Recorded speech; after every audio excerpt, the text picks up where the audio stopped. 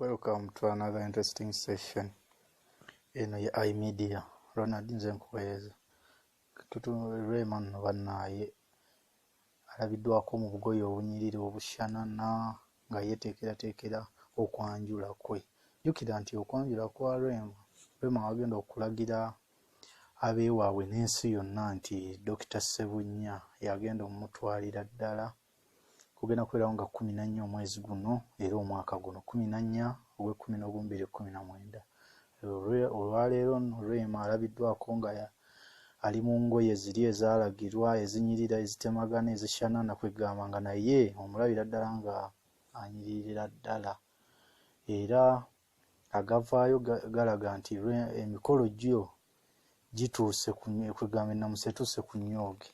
Abanaabaayo kaadi baazifuna dda, buli kimu kwegamba kyatereera dda. Agenda kuba nga ayanjula Dr. Ssebunya. Jjukira Rema yava ewa Kenze mabegako awo ngawo social media ne bitambula. Mubijjukira mwabiraba kuba naawe wabeerangawo ng'onyumirwa. Subscribing ku channel yaffe eno, notifications nazo zikakooneko obeere ng'ofuna buli kye tussaayo tusobole okunyumirwa. Buli kye tuteekayo ojja kuba nga okifuna eno ye iMedia. Rema nga 14 tekyawera wiiki.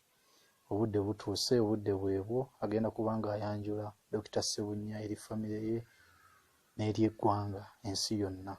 Bingi nebibaddewo nga mubadde n'omuyimbi Yemi yasuubiza nti agenda kubeerawo ate nga Eddie Kenzo ye akyali awo nga bw'omanyi embeera y'okukyayibwa si nnyangu. Siga nti oba tugaa nti kyali kirungi omulekawo naye nga bw'omanyi ebyensi bwe bityo. Ky'oyagala oluusi tekikwagala gwe ate bangi ababiyaayaanira. Naye nga Rema yasalawo dda era agenda na Dr. Ssebunya nga 14 omwezi guno. Omukolo gugenda kubeera wali e Nabbingo. Bangi abagenda okubeera era naffe tugenda gukuweereza gwonna wano. Ojja gulaba omukolo ogwo gwa Rema, ojja kuba ogulaba. Byebyo naye nga kati ekiriwo engoye za Rema ez'embaga byebyo ebifaananyi by'olaba awo. Keep subscribing to our channel. Nze Ronald. This is iMedia.